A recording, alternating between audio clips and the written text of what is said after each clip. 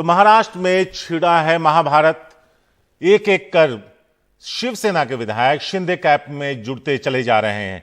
तो एक तरीके से अगर देखें तो अलग थलग पड़ते नजर आ रहे हैं उद्धव ठाकरे, जिन्होंने कल मुख्यमंत्री आवास भी खाली कर दिया था। तो बाबा, एक तरीके से अगर देखें तो ये कहा जाए कि बिछड़े सभी बारी बारी, तो कहीं ऐसा ना हो कि पिता पुत्र ही बच जाएं। पता नहीं क्या होगा, ये बड़ा मुश्किल सवाल है, क्योंकि जो शाम में दिखाई देता है आदित्य ठाकरे के साथ गाड़ी में बैठा हुआ, वो सुबह गुवाहाटी पहुंच जाता है और निश्चित रूप से एक ऐसी स्थिति है। लेकिन जो भी फैसला होगा वो विधानसभा के अंदर ही होगा और उसमें वक्त लगेगा, नया सत्र बुलाया जाएगा और जहां पे बहुमत साबित करने को कहा जाएगा उद्धव ठाकरे को। वेंकटेश केसरी वरिष्ठ पत्रकार हमारे साथ जुड़ गए हैं। सर, आपको क्या लगता है, क्या ऐसा कैसे संभव है कि पार्टी पर उद्धव ठाकरे की पकड़ इतनी कमजोर दिखाई दे रही है? सारे विधायक जो हैं वो शाम में मुंबई में उनके घर पे दिखते हैं, सुबह गुवाहाटी में दिखते हैं। बाबा, ये तो आपको पता है कि शिवसेना के काफी विधायक अलग अलग केसेस के अंदर है, ईडी है, आईटी इनकम टैक्स के केसेस है, और वो स्ट्रगल करना, फाइट करना उनके लिए बहुत दिक्कत हो रहा है, नंबर एक। दूसरी बात, ये जो नंबर जुट रहे हैं वो अपनी ताकत एकनाथ शिंदे की कितनी है, और दूसरा जो इनविजिबल हैंड है जो कहते हैं कि बीजेपी उसके साथ में है, तो कितना है ये भी देखना पड़ेगा।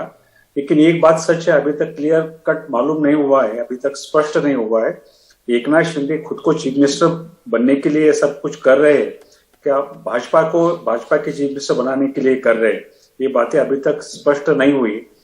लेकिन शिवसेना के जो विधायक है, और जैसा मैं कुछ लोगों को जानता हूँ, जैसे अब्दुल सत्तार है, पहले कांग्रेस में थे, भाजपा में आना चाहते थे, शिवसेना से खड़े रहे, ऐसे बहुत सारे लोग हैं जिनके अलग अलग वेस्टेड इंटरेस्ट है, इकोनॉमिक जो भी उनके अफेयर्स है, उसका इस्तेमाल बीजेपी ने या जिन्होंने भी किया है बहुत चालाकी से किया है।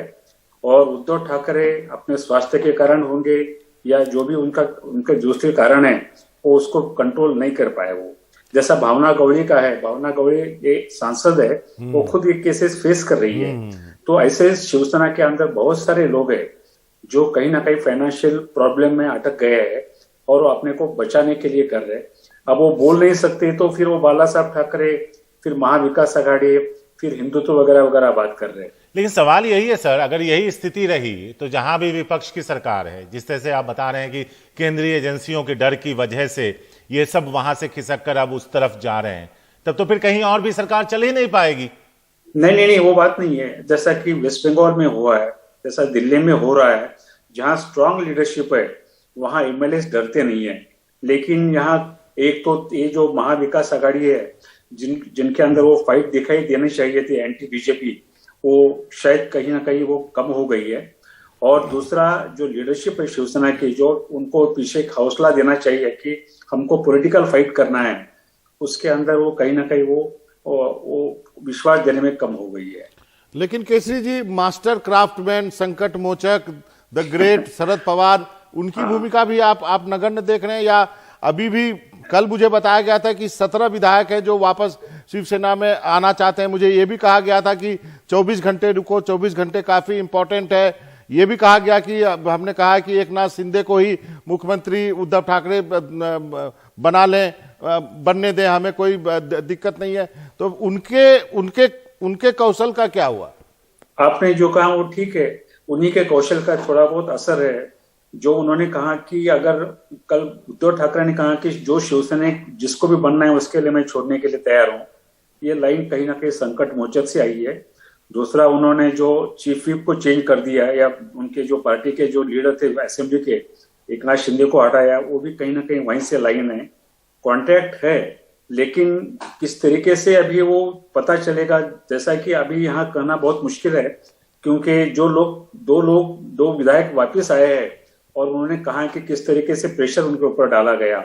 एक ने कहा कि मुझे हार्ट अटैक नहीं आया, लेकिन बताया गया कि हार्ट अटैक है और मुझ पे जानलेवा हमला करने की कोशिश की गई। दूसरा भी विधायक इसी तरीके से बात कर रहा है।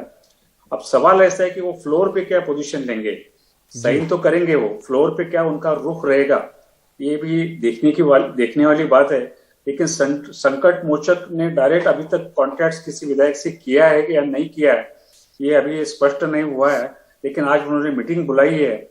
मीटिंग बुलाई, इसका मतलब कहीं ना कहीं बिहाइंड द सीन उनका काम हो रहा है, क्योंकि सरकार उन्होंने बनाई है, 3 पार्टी को उन्होंने एक लाया और टारगेट था बीजेपी को रोकने के लिए। तो वो खामोश इतनी आसानी से अपनी डिफीट मानेंगे, ये डाइजेस्ट करने वाली बात, ये जश्न वाली बात नहीं है। लेकिन सर यहाँ पे एक सवाल और था कि क्या सिर्फ इसका दोष दिया जाए कि जो विधायक या जो मंत्री हैं वो अपनी जान बचाने के लिए नेशनल जो एजेंसियां हैं केंद्रीय, उनसे बचने के लिए ही गए, या फिर उद्धव ठाकरे का भी उसमें हाथ रहा, उनकी कार्यशैली रही? क्या उससे वो बच सकते हैं अपने कार्यशैली पर उठ रहे सवालों से? नहीं, ऐसा है कि ये क्यों गए होंगे फिर? ये उद्धव ठाकरे की कार्यशैली ये तो पहले से सबको पता है, उनको प्रशासन का अनुभव नहीं था, उनको बिठाया गया वहां, और जो शिवसेना के अंदर जो सीजन एक्सपीरियंस लोग गए, और महाविकास आघाड़ी चाहे राष्ट्रवादी कांग्रेस हो चाहे कांग्रेस हो, ये तीनों मिलकर सरकार चलाएंगे। सरकार चलाने में कोई दिक्कत नहीं आई है। सबसे बड़ा जो अचीवमेंट रहा इस सरकार का वो कोविड मैनेजमेंट रहा है। धारावी आप जानते हैं, पूरे एशियन कॉन्टिनेंट में इतनी बड़ी आबादी है, लेकिन वहां उन्होंने कोरोना कंट्रोल किया। बात वो नहीं है, बात ऐसी है कि शिवसेना जो कहीं ना कहीं अपने एमएलए को साथ में रखने में जो कोऑर्डिनेशन होना चाहिए था, जो विश्वास देना चाहिए था, शायद वो कम हो गई है। और सरकार चलाने की बात नहीं है, और इसी का फायदा वो फडणवीस ले रहे थे, क्योंकि फडणवीस ने एक कोशिश की थी अजित पवार के साथ में, दूसरी कोशिश भी कर रहे थे। अभी जो हिंदुत्व की बात आ रही है, जो बाला साहब ठाकरे की बात आ रही है, अजित पवार के समय जब उन्होंने किया था उस समय ना हिंदुत्व आया था ना बाला साहब ठाकरे आया था। तो बीजेपी का रुख स्पष्ट है कि उनको किसी भी हालत में पावर चाहिए, उसके अंदर उनके पॉइंट ऑफ व्यू से कुछ गलती भी नहीं है। सवाल ऐसा है कि महाविकास आघाड़ी में जो स्पिरिट होना चाहिए बीजेपी के खिलाफ फाइट करने के अंदर, कोऑर्डिनेशन करने के अंदर, जैसा नाना पटोले की देखिए, वो महाराष्ट्र के स्पीकर थे, उन्होंने इस्तीफा दिया है, लेकिन उस समय उन्होंने अपना अलायंस को जो घटक पक्ष है विकास आघाड़ी के, उनके साथ बात भी नहीं की। तो ये अभी उन्होंने जो आपके एनडीटीवी में उसने बता दिया कि हम चीफ मिनिस्ट्री मांगते थे। कैसे मांगते थे? जब उनके खुद के एमएलए ने इस समय उनके साथ नहीं रहे, जो पॉलिसी के इलेक्शन हुए, तो ये जी वेंकटेश जी एक चिट्ठी आई है, वो पढ़ के सुनाते हैं आपको। वो चिट्ठी है कि महाराष्ट्र मुख्यमंत्री महाराष्ट्र, हम ये पत्र अपने विट्ठल हिंदू हृदय सम्राट शिवसेना प्रमुख श्री बाला साहेब ठाकरे को इसलिए लिख रहे हैं क्योंकि कल सही मायने में वर्षा बंगले के दरवाजे जनता के लिए खोल दिए गए थे। बंगले पर भीड़ देखकर खुशी हुई। इसके अलावा और भी क्या है वो भी हम आपको बताते हैं। 2.5 साल से विधानसभा, 2.5 साल से शिवसेना विधायक के तौर पर हमारे लिए ये दरवाजे बंद थे। एक विधायक के रूप में बगल के दरवाजे जनता के लिए खोल दिए गए थे। बंगले पर भीड़ देख के खुशी हुई। पिछले 2.5 साल से शिवसेना विधायकों के तौर पर हमारे लिए ये दरवाजे बंद थे। एक विधायक के रूप में बंगले में प्रवेश करने के लिए हमें विधान परिषद और राज्यसभा में बेईमान लोगों के बारे में अपना मन बनाना पड़ा जो हमारी जान लेने जा रहे हैं। तथाकथित चाणक्य लिपिक वार्ड से हमसे यही कर रहे थे और राज्यसभा और विधान परिषद चुनाव की रणनीति तय कर रहे थे। इसका परिणाम सिर्फ महाराष्ट्र ने ना देखा। शिवसेना विधायक के रूप में जब हम शिवसेना के मुख्यमंत्री थे तब हम वर्षा बंगले तक सीधे पहुंच नहीं मिला। मुख्यमंत्री मंत्रालय का 6ठा मंजिल पर सभी से मिलते हैं, लेकिन हमारे लिए 6ठे मंजिल का कोई सवाल ही नहीं है, क्योंकि आप कभी मंत्रालय में नहीं गए। एक बार निर्वाचन क्षेत्र काम, अन्य मुद्दा, व्यक्तिगत समस्या के लिए सीएम साहब से मिलने का अनुरोध करने के बाद की ओर से आपका वर्षा बंगले पर बुलाने का संदेश आया, लेकिन इस बंगले के गेट पर घंटों खड़ा रखा गया। बाबा वही सारे सवाल जो उठ रहे थे वही इस चिट्ठी में भी है। सुनील सिंह हैं हमारे साथ। सुनील, ये चिट्ठी जरा अच्छे तरीके से अगर आप समझा पाएं कि क्या कुछ कहा, इसके पीछे की वजह। एकनाथ शिंदे ने जी। देखिए, जिस तरह से कल मुख्यमंत्री उद्धव ठाकरे ने एक भावनात्मक अपील की और ये कहीं ना कहीं संदेश देने की कि हाँ मैं मिल नहीं पाया, लेकिन उसकी वजह थी कोविड की बीमारी और उनको भी बीमारी था तो आइसोलेशन में उन्हें, वो चूंकि बीच में बीमार हो गए थे, स्पाइन के जो उन्हें समस्या थी उसके तहत हुआ है, लेकिन कहीं से उनकी कोई उपेक्षा या न मिलने जैसा ऐसा कुछ नहीं था। और जो भावनात्मक अपील की थी, आप आइए हमसे मिलिए, हमसे बात रखिए, उसी संदर्भ में ये पत्र लिखा गया है। और संजय सिरसाटकर नाम के जो विधायक हैं उन्होंने ये पत्र लिखा है उद्धव ठाकरे को सीधे, और इसमें बड़े सिलसिलेवार तरीके से उन्होंने बताया है कि किस तरह से हमारी उपेक्षा हुई है, आप हमारी पहुंच से दूर रहे, हम चुनकर आए थे, लाखों लोगों ने हमें चुनकर दिया था, लेकिन इसके बावजूद हम आपसे नहीं मिल पा रहे थे, आप हमसे नहीं मिल रहे थे।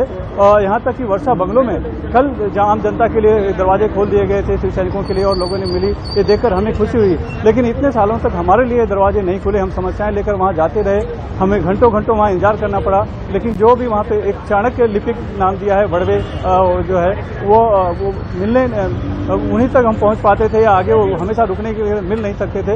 यहाँ तक कि मंत्रालय जो है वो 6ठी मंजिल जो है वहाँ पे मुख्यमंत्री का बंगला है, वहाँ कोई भी आम आदमी भी जाकर मुख्यमंत्री को मिल सकता है, लेकिन आप चूंकि वहाँ जाते नहीं थे तो वो भी हमारे लिए मुनासिब नहीं था। तो ऐसे समय में जब हमको फंड नहीं मिलते थे, हमारा काम नहीं होता था, हमारे मुख्यमंत्री नहीं मिलते थे, तो हमसे सवाल लोग पूछते हैं कि ये आखिर आपके ही मुख्यमंत्री हैं या आपके पार्टी के हैं या नहीं है। ये हमारे लिए बड़ा मुश्किल भरा समय हुआ करता था।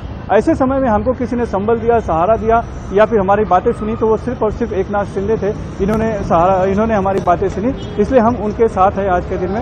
यहाँ तक कि अयोध्या में जब आदित्य ठाकरे गए तब भी हम जाना चाहते थे, आप हिंदुत्व को मानते हैं, लेकिन उसके लिए आपने आदित्य ठाकरे को भेजा था, लेकिन तब भी हमें नहीं जाने दिया गया। हम एयरपोर्ट तक पहुंचे थे, हमारा सामान जो है लौटा दिया गया, हमें कह दिया गया कि आप वहाँ नहीं जाएंगे। तो ये सब बातें सिलसिलेवार तरीके से रखी गई है। जो उनका बुनियादी जो एक सवाल है इन सभी विधायकों का कि मुख्यमंत्री के पास उनका एक्सेस नहीं था और उन्हें ऐसे लोगों को वोट देने के लिए कहा जा रहा था विधान परिषद और राज्यसभा में जो कि शिवसेना कांग्रेस से हैं, जो कि उनके विचारधारा के विरुद्ध है, और पूरा का पूरा सत्ता का जो लाभ था या सरकार का जो लाभ था वो शिवसेना या आम जनता को मिलने के बजाय दूसरी पार्टी वाले जो आघाड़ी में थे उनको ज्यादा मिल रहा था। तो इन सब को देखते हुए उनके पास एक ही विकल्प था कि पार्टी को बचाना है, हिंदुत्व को बचाना है तो अलग होना पड़ेगा, अपना एक अलग गुट बनाना पड़ेगा और अपनी आवाज बुलंद करनी होगी। चलिए सुनील, आपका बहुत बहुत शुक्रिया। ये चिट्ठी काफी दर्द बयान कर रहा है।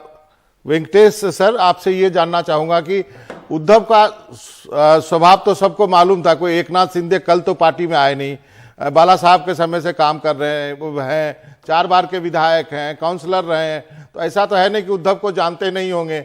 ये मतलब ये चिट्ठी चलो अभी आप लिखने के लिए लिख दिया, लेकिन मुझे आपसे ये जानना है कि क्या एकनाथ शिंदे उद्धव ठाकरे से बार्गेन करके सीएम बनना चाहेंगे या बीजेपी के नेतृत्व वाले सीएम के सरकार में डिप्टी सीएम, आपको क्या लगता है? आपने एकदम ठीक पकड़ा है। ऐसा है कि ये कार्यशैली का जो आक्षेप है वो अभी अभी हो रहा है, लेकिन ये बहाना है क्योंकि उद्धव ठाकरे आज से शिवसेना प्रमुख नहीं बने। शिवसेना में एक्टिव 10-15 साल से है, तो उस समय ये आक्षेप उनके खिलाफ नहीं हुए। मैं संजय सिरसा जिन्होंने खत लिखा है उनको भी मैं अच्छी तरह से जानता हूँ, वो औरंगाबाद के विधायक है। लेकिन जो दूसरा सवाल आपने किया है, ये एकनाथ शिंदे किस लिए कर रहे हैं? शिवसेना में जब भी बगावत हुई है, पहले जो छगन भुजबल थे वो खुद चीफ मिनिस्टर बनना चाहते थे, नारायण राणे दोबारा चीफ मिनिस्टर बनना चाहते थे, लेकिन एकनाथ शिंदे का वो कद भी नहीं रहा और वो अपील भी पूरी शिवसेना में नहीं रहा है कि वो चीफ मिनिस्टर की कैंडिडेट है। अभी जो दिखाई दे रहा है वो अपने लिए कर रहे हैं कि या बीजेपी के लिए कर रहे हैं, ये अभी तक स्पष्ट नहीं हुआ है। उनका एक ही आप महाविकास आघाड़ी से बाहर आइए, उसके बाद में बाला साहब ठाकरे का नाम है, फिर हिंदुत्व का नाम है। ये क्यों नहीं कहते कि जब कल उद्धव ठाकरे ने कहा कि कोई शिवसैनिक चीफ मिनिस्टर बनने के लिए तैयार है तो मैं छोड़ दूंगा, उसके बाद में वो दावा क्यों नहीं करे कि मुझे बनना है जी? उनके सपोर्टर भी नहीं बोल रही है। तो इसका मतलब है कि कहीं ना कहीं ऑपरेशन दूसरी तरफ से हो रहा है। जो एमएलए आ रहे हैं वो रियल स्ट्रेंथ जो है वो एकनाथ शिंदे की नहीं है, कहीं ना कहीं दूसरे फैक्टर्स उसके पीछे है। सही कहा आपने वेंकटेश केसी जी, ये ढेर सारे फैक्टर काम कर रहे हैं। इसलिए मैं वो जो सीआईडी का डायलॉग याद आता है मुझे कि कुछ तो गड़बड़ है, वहाँ पे कुछ तो गड़बड़ है। रात किसी के गाड़ी में दिखते हैं, सुबह गुवाहाटी में दिखते हैं। आपका बहुत बहुत शुक्रिया, आपने वक्त निकाला। कई सारे सवाल यहाँ पे खड़े हैं कि आखिर हाउस में ही मेजॉरिटी प्रूव होगी, उस वक्त क्या एकनाथ शिंदे मुख्यमंत्री बनना चाहेंगे या डिप्टी सीएम बनना चाहेंगे? खुला ऑफर उद्धव ठाकरे ने दे दिया है, पवार साहब ने आज 5 बजे मीटिंग बुला ली है अपने विधायकों की। उनके तुरुप के इक्के में क्या है, क्या वो है। कांग्रेस का कहना है कि हम बाहर से समर्थन देने के लिए तैयार हैं यदि अघाड़ी की सरकार दोबारा बनती है तो। कांग्रेस के नाना पटोले ने कुछ देर पहले ये भी कहा है कि बीजेपी चाहे तो इस संकट को अभी के अभी खत्म करा सकती है, यानी सारा खेल